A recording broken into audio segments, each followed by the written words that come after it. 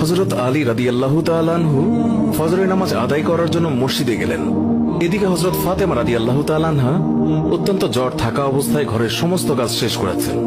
আলী রাদিয়াল্লাহু তাআলা আনহু মসজিদ থেকে এসে দেখলেন ফাতেমা কাঁদছেন। তিনি প্রশ্ন করলেন, ফাতেমা, তুমি কাঁদছো কেন? ফাতেমা রাদিয়াল্লাহু তাআলা আনহা কোনো উত্তর না দিয়ে তখনও আরো জোরে জোরে কাঁদতে লাগলেন।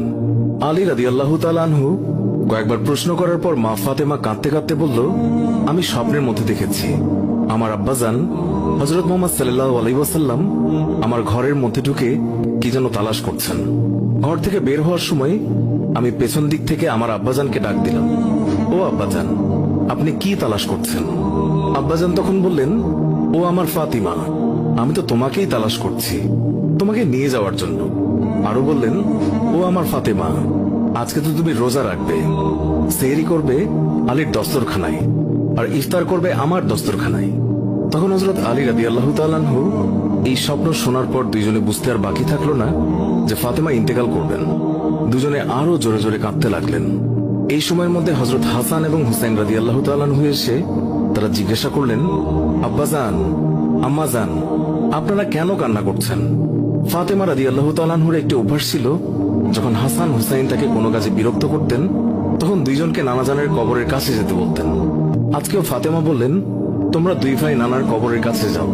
কবরের নিকট যাওয়ার সাথে সাথে কবর থেকে আওয়াজ আসলো, ও আমার আদরের নাতিরা, এই মুহূর্তে তোমরা আমার কাছে কেন এসেছো? আমার কাছে তো সব সময় আসতে পারবে। এখন যাও, গিয়ে মায়ের চেহারার দিকে তাকিয়ে থাকো। আজকের পর তোমাদের আম্মাজানকে আর দেখতে পাবে না।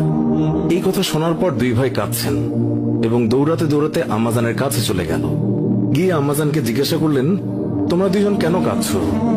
বুঝেছি, নানাজান আমাদেরকে বলে দিয়েছেন যে আজকের দিনটি তোমার জন্য শেষ দিন।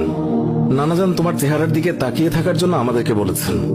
বিকেলের দিকে হযরত ফাতেমা রাদিয়াল্লাহু তাআলা আনহা তার শরীর খারাপ হলো, তাকে বিছানায় শোয়ানো হলো।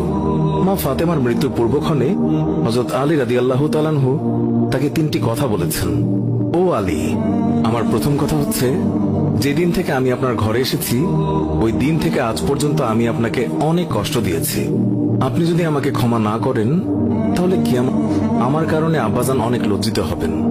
বলেন, আপনি আমাকে ক্ষমা করলেন কিনা? আলী রাদিয়াল্লাহু তাআলা আনহু তিনি তখন উত্তরে বললেন, ইয়া ফাতেমা, তুমি কি বলছো এগুলো? আমি তোমার যোগ্য ছিলাম না। তোমার আব্বাজান দয়া করে মেহেরবানি করে তোমার হাত আমাকে দিয়েছেন। বিয়ের দিন থেকে আজ পর্যন্ত আমি আলী তোমাকে ঠিকমতো দুবেলা খাবার খাওয়াতে পারিনি। ও ফাতিমা, তুমিই বলো, আমাকে ক্ষমা করেছো কিনা? তুমি যদি ক্ষমা না করো তাহলে আমাকেও কিয়ামতের দিন কঠিন শাস্তি ভোগ করতে হবে।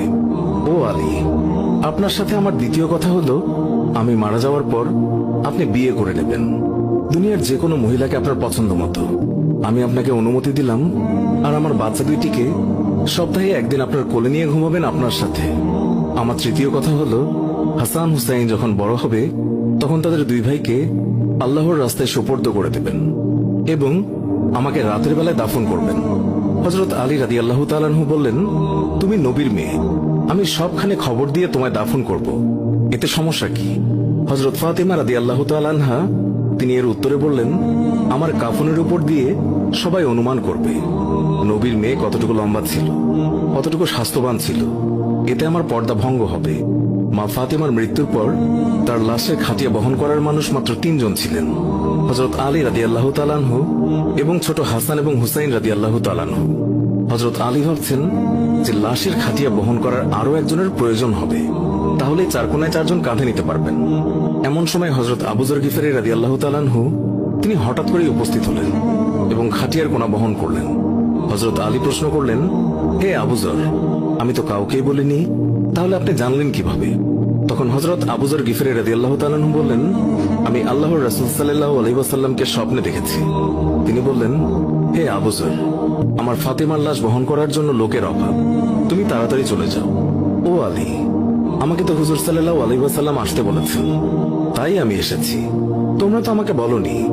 রাতে এসে রাসূলুল্লাহ সাল্লাল্লাহু আলাইহি ওয়াসাল্লাম তিনি স্বপ্নে বলে গিয়েছেন হযরত ফাতেমা রাদিয়াল্লাহু তাআলা আনহুকে যখন কবরে নামাচ্ছেন তখন হযরত আবু যর গিফারী রাদিয়াল্লাহু তাআলা আনহু কবরের কাছে গিয়ে কবরকে উদ্দেশ্য করে বললেন, হে কবর, তুই কি জানিস আজকে তোর মধ্যে কাকে রাখছি? উনি হচ্ছেন জান্নাতের সকল মহিলাদের সর্দার। হযরত ফাতেমা রাদিয়াল্লাহু তাআলা আনহার কবর থেকে কোনো আওয়াজ আসলো না।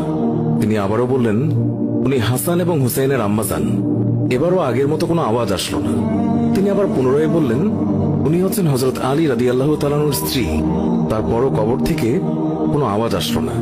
তিনি আবার বললেন, এটি দুজাহানের বাদশার মেয়ে, খবরদার বেয়াদবি করবি না। আল্লাহ তাআলা তখন কবরের জবান খুলে দিলেন। কবর বলল, আমি অন্ধকার ঘর, আমি সাপ বিচ্ছুর ঘর, আমি এমন একটি ঘর যার মধ্যে কোনো বংশ পরিচয় কাজ হয় না। আমি দুজাহানের বাদশার মেয়েকে চিনি না, আমি হযরত আলীর স্ত্রীকে চিনি না, হাসান হুসাইনের আম্মাকেও চিনি না, আমি জান্নাতের মহিলাদের সর্দারনিকেও চিনি না। আমি শুধু চিনি ঈমান এবং আমল। আমার মধ্যে যদি কেউ ভালো আমল নিয়ে আসে, তাকে আমি কবরে জান্নাতের বিছানা বিছিয়ে দেব। আর যদি কেউ খারাপ আমল নিয়ে আসে, তাকে আমি কবরের দুই দিক থেকে এমন জোরে চাপ দেব যে হাড় মাংস মাটি সব একত্রে মিশিয়ে যাবে। আল্লাহু আকবার। মানুষ জন্মালে মৃত্যুবরণ করতেই হবে। মৃত্যু কখনো বলে কয়ে আসে না, মৃত্যু কখনো ধনী গরিব দেখে হয় না। প্রত্যেক মানুষকে মৃত্যুর স্বাদ গ্রহণ করতেই হবে। সুপ্রিয় দর্শক, এই ছিল আমাদের আজকের ভিডিও।